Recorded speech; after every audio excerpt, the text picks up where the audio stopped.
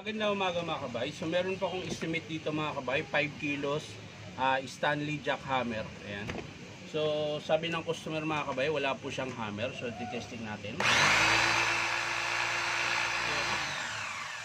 Kahit dinidiin ko na po yung bala, ayaw, ay hindi siya gumagana. So titingnan natin mga kabay kung anong dahilan. Ayan, bubunutin lang natin.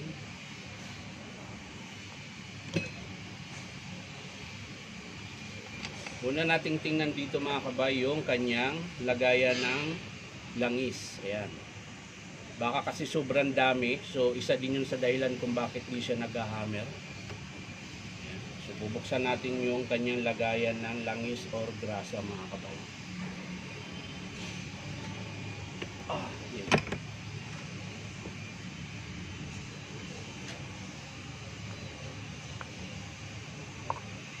So yan mga kabay, punong-puno po ng grasa. Ayan, oh. Dapat hindi po ganyang kapuno para makahinga po. Pag umiikot yung piston niya, makakahinga. Ito punong-puno mga kabay. Oh. So ang gagawin natin dito mga kabay, babawasan natin kasi hindi naman bali yung connecting rod, nandyan naman. So ang gagawin natin, babawasan natin yung grasa niya mga kabay. So tatanggalin natin to mga kabay. Ayan. Pinuno po kasi. Ayan.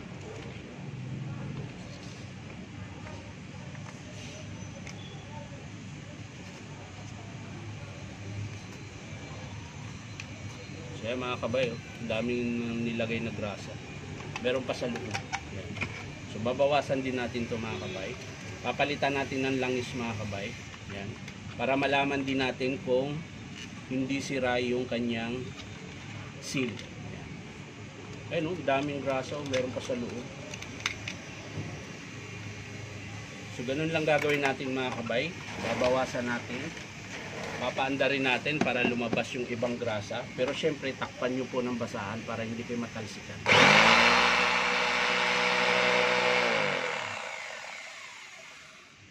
So ayun mga kabay, oh, dami. Oh. Dami pa rin lumabas. Oh.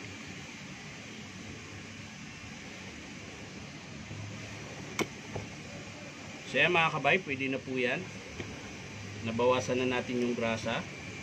So lalagyan natin ng langis yan mga kabay.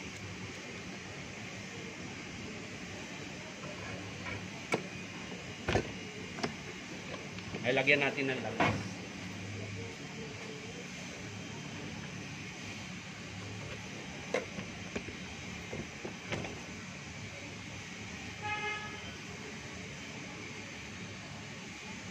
Konti lang din langis mga kabay, siguro mga isang takip, ayan, isang ganito o dalawa, okay na po yan. Babalik natin yung takip mga kabay.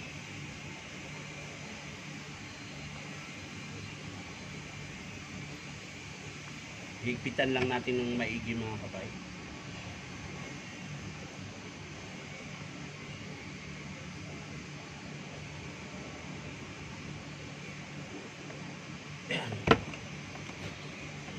Tapos papaandarin natin ulit. Lalagay natin yung bala mga kabay. Ayan.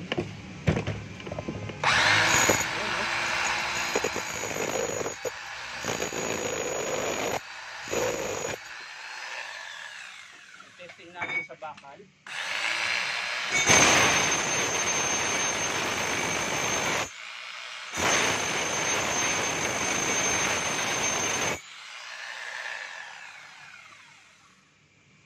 So gumana na po yung hammer niya mga kabay. So ibig sabihin sobra lang po yung langis na nilagay ng customer.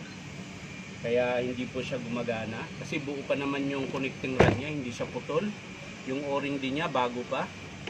So yun lang pa yun mga kabay.